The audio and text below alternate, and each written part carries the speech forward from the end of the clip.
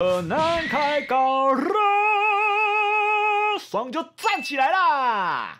Hello， 各位朋友，大家好，我是台湾二难。今天这部影片呢，在录制的当下非常的可惜哦，因为我呢忘了关静音模式啦，所以整部影片呢是没有声音的。不过我仍然会用我精湛的配音呢，来为各位呢做现场转播。那其实，在排位的当下呢，我也没有想到我会遇到大魔王大卫同学哦。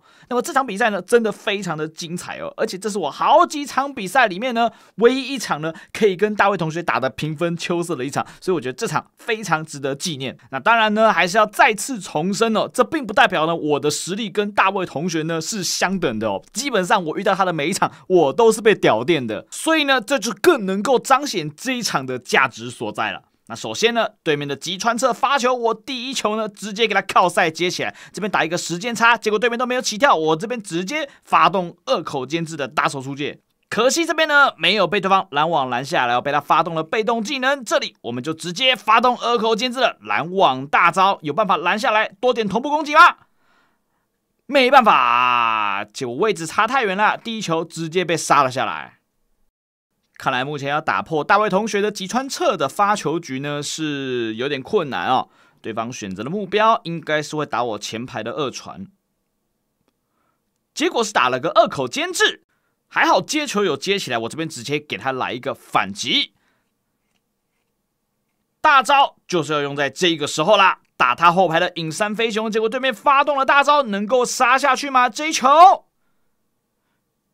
结果还是被发动了被动，哇，这里啊很可惜啊，我猜到他会二次攻击，结果我的二口监制的拦网没有二次攻击拦网，这个也是二口监制这个角色最悲哀的地方啊，什么都能干。但是就只有接球和二次拦网不行啊，终究还是没能够打破吉川的发球局。这一球能打破吗？还是接不起来，被对面连得3分。不愧是大卫同学啊，真的每一球都超级难接，好可怕。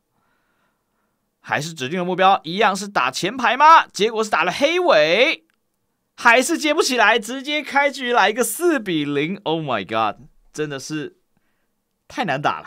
太痛苦了，对面终于没有指定目标了，看是会发在谁身上。OK， 这边泽村大帝，你唯一的用途就是上来接这一球啊。好，这里我们直接用个时间差，能够起跳吗？还是没骗跳。这边有个打手出界，二口监制最好用的地方还得是他的打手出界啊，比什么大招之类的都还要更好用哦。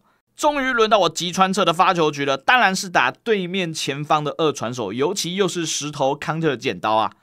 看一下这球有办法杀下去吗？结果还是被发动了被动啊！这边估计应该是用二口监制的大招，我这边直接一样黄金川大招伺候一打工的铁臂，看你有没有办法突破。没问题，拦网成功拦下来，就在我面前，想打破我一打工的铁臂啊，还得再等等。这边直接发球，目标一样，指定前方的影山飞熊能够靠赛吗 ？OK， 没问题，马上这边连追3分，比数来到3比4。但接下来呢，没有指定目标了，所以我们这边直接把仇恨通通都勾起来，看一下这一球能不能发成功。结果没办法，这边呢，我猜他这一球是高几率会拖给二口监制去用打手出界，所以我这边先选择用了黑尾，去用了软式拦网来 counter 他的打手。这里有办法把这一球接下来吗？结果还是没办法接下来，唉。好，下一球呢，又轮到对面的影山飞熊发球了。结果对面这个时候把牛岛洛丽派了上来，哇，压力超级大。对面的输出火力呢，现在已经到达极限。我们这边直接靠塞一个接起来，好，一样打时间差，对面还是没有起跳。我们再来尝试打一个打手出界，结果这一次打手出界没有用啦，对面的拦网数值太高了，直接一个失效，被拦网拦了下来，比数已经来到3比6啦。好，这边还有办法靠塞接球起来，一样。我们再尝试打时间差，对面还是没有起跳，尝试打个打手出界，结果被对面的大招拦了下来啊！唉，比数来到3比7。就在这个时候呢，大卫同学应该已经想他要赢了，发了个握手言和的符号，但他肯定没有想到，在接下来的这几个回合呢，可能比赛会出现那么一点点变化。首先，二口监制打手先拿了个1分，现在比数来到4比7。我们这边发球一样。尝试发在后方的影山飞熊，因为二传呢都已经到后排去了。我们看看这一球有没有办法靠赛 ，OK， 没问题，靠赛再得1分，比数来到5比7。一样是对面的 match point。好，我们现在呢已经没有指定目标了，所以只能呢先开个攻击减少的大招，看一下能不能够在靠赛发得一球哦。没办法，这边是击穿侧来拖球，所以我估计他高几率会使用时间差。这边给大家科普一个小知识，就是你判定对方拖球高几率是使用时间差的时候呢，你就可以使用移动拦网来制裁他。比数这个时候已经来到6-7喽，好像局势开始有一点变化喽。这边对面还是接不起来 ，OK， 现在我们双方又回到起点啦，比数来到 deuce 7-7。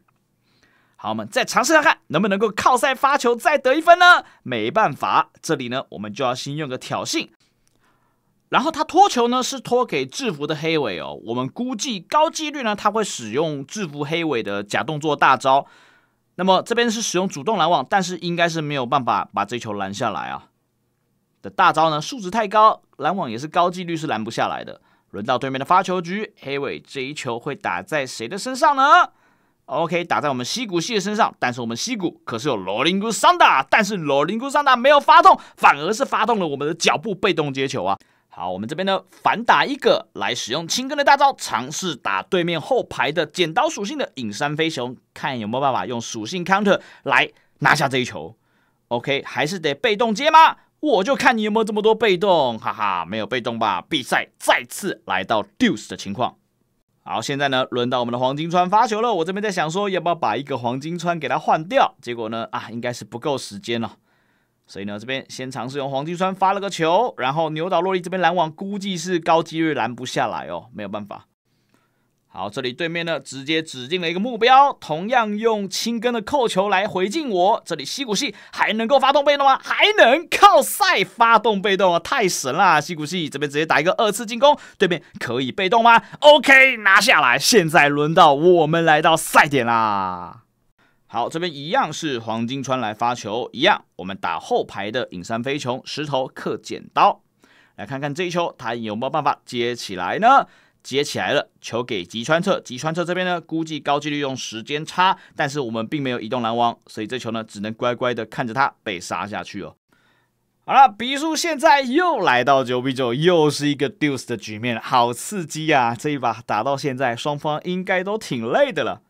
好，这边吉川彻把球成功接了起来，但是黄金川接下一球估计是接不起来。哎呀，黄金川真的是接球有够落赛的啊！现在又来到对面的二口监制的发球局，打在谁的身上呢？这边没办法指定接球了，我们还得靠我们的西谷系接球啊。好，这边呢直接不用犹豫了，拖球出去给牛岛洛丽，牛岛肯定一样，石头打后排的剪刀，大招直接往你身上轰下去，看你接不接得起来。OK。局势再度来到 deuce 的局面，太刺激啦！然而就在这个时候，有一个橘色头发的身影让我好害怕。他上了场，我真的好想把他换下来，但是我又不想浪费我的换人次数。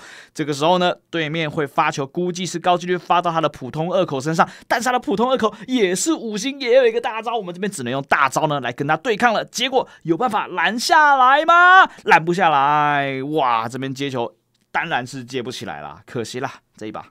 接下来轮到大卫同学的牛岛若利发球，这一球呢估计是会高几率砸在日向的身上哦。这边他指定的目标应该会直接砸在日向的身上。结果不是砸在日向的身上，是砸在青根的身上。那我们这边呢，为了避免把球传给日向，我们直接使用后排攻击，然后再用我们的二口来一个打手出界，太神啦！黄金山最好用的地方就在这里啊，终于可以不用传给戳仔日向啊，舒服。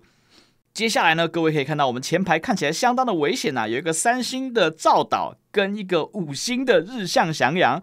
哇，这个时候呢，估计拦网也是高几率会拦不下来的，竟然是牛岛来拦网啊！大卫同学的黑尾指定的目标打算砸在我的3星的赵岛身上，结果这个时候赵岛一个靠赛被动接了起来，用日向打了一个2次进攻，能够接起来吗？结果被对方接了起来，这一次的拦网能够再次拦下来吗？一样是黑尾的扣杀。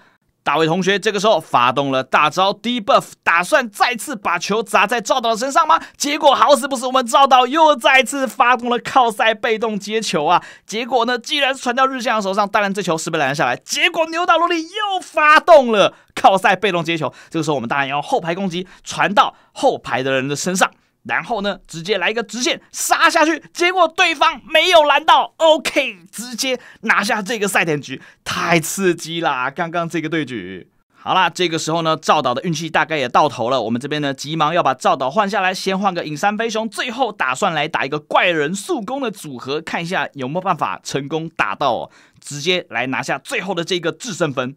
对面这个时候使用了2次进攻，我们成功把球接了起来。这个时候，如果你使用后排攻击以外的招式的话，你一定是会拖给前排的日向跟影山，球是一定杀不下去的。所以我们使用后排攻击，直接来打一个属性康特，有办法吗 ？OK， 最后拿下了这个赛点局，成功打赢我们的大魔王大卫同学。Oh my god， 这个对局实在是太刺激了。